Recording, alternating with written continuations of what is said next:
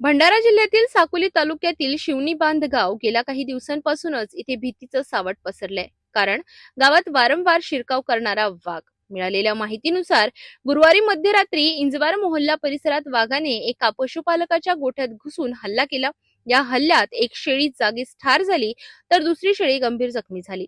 घटना इतकी अचानक घडली की गावकऱ्यांमध्ये भीतीचं वातावरण निर्माण झालंय. मात्र ही पहिली घटना नाही. यापूर्वीही वाघाने गावात शिरून कोंबड्यांवर हल्ले केले आहेत. सततच्या या घटनांमुळे गावकरी आता अक्षरशः दहशतीखाली जगत आहेत. परिस्थिती अशी आहे की गावकरी रात्रभर जागून पहारा देत आहेत. लहान मुलं, महिलांना घराबाहेर पडताना भीती वाटत आहे. दरम्यान संतप्त ग्रामस्थांनी वन विभागाकडे तात्काळ कारवाईची मागणी केली आहे. ग्रामस्थांचा इशारा आहे की जर वेळेत उपाययोजना झाली नाही तर मोठी दुर्घटना घडू शकते. काय नाव आहे तुमचं? नलू हेमराज नाकाळे.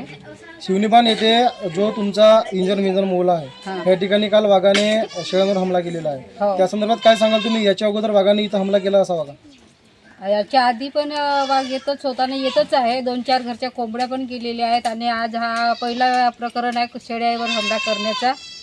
भिंतीवर येऊन कुदला आणि तो शेळ्यावरती हमला केलेला आहे.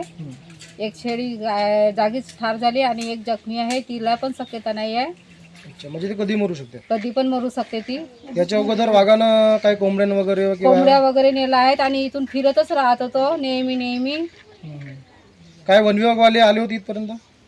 कोणी ना आलेले आहेत इथपर्यंत. अच्छा, म्हणजे आपण कंप्लेंट केलेली आहे पण ते लोक आतापर्यंत आलेले नाही आहेत. काय वाटते वन विभागवाले याकडे कुठे ते दुर्लक्ष करत असतील असं काय वाटतं? वाटते तसंच वाटून राहिलेलं आहे ना.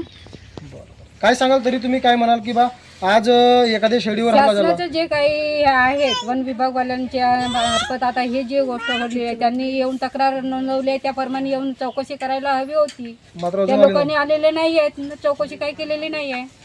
आपण भंडारा जिल्ह्याच्या साकोली तालुक्यातील ग्राम शिवनीबान येथे आहोत. साकोली तालुक्यात जर विचार केला तर अत्यंत वाघाच्या दहशतीमुळे साकोली तालुका पूर्ण हादरून गेला आहे. साकोली तालुक्यामध्ये एका महिन्यात सलग 4 ते 5 घटना घडल्या आहेत. त्यामध्ये पहिली घटना बांबेवाड्यामध्ये घडली होती, दुसरी घटना उमरझरीमध्ये घडली होती आणि काल परवा परत एक वाघाने हल्ले केल्याची परत एक घटना घडलेली आहे. तर दुसरीकडेच याचाच अजून दहशत वाढत असताना वाघाची आता आपण साकोली तालुक्याच्या शिवनीबान येथे आहोत आणि ह्या ठिकाणी असून बघू शकता की एक गरीब व्यक्ती ज्याच्याकडे शेळ्या आहेत तो शेळीचे पालनपोषण करतो आणि त्या ठिकाणी असताना आम्ही ह्याच ठिकाणी उभे आहोत. बघू शकता तुम्ही. तर ह्या ठिकाणी काल रात्रीच्या सुमारास वाघ येऊन गेला आणि वाघाने जे काही शेळ्या आहेत एका शेळीला गंभीर जखमी केलं आणि एक शेळी मृत्युमुखी पडली. तर अशा पद्धतीच्या वाघाने इथं हमला केलेला आहे. बघू शकता तुम्ही, तुम्हाला दाखवणार आहे. तर ह्या ठिकाणी जर तुम्ही बघितलं तर हा कोठा, ह्या कोठ्यामध्ये जो संबंधित शेळी पालक आहे तो शेळी इथं बांधत असतो आणि मोठ्या प्रमाणात इथं जे काही बांबू आहेत, बांबू बांधलेले आहेत. म्हणजे कुठून एखादा प्राणी येईल हा येऊ शकत नाही. आता जर बघितलं की ही एक शेळी आहे, ही शेळी वाघाने ठार केलेली आहे आणि दुसरी जी शेळी आहे ही जी शेळी आहे ही शेळी सध्या जिवंत आहे मात्र गंभीर जखमी आहे.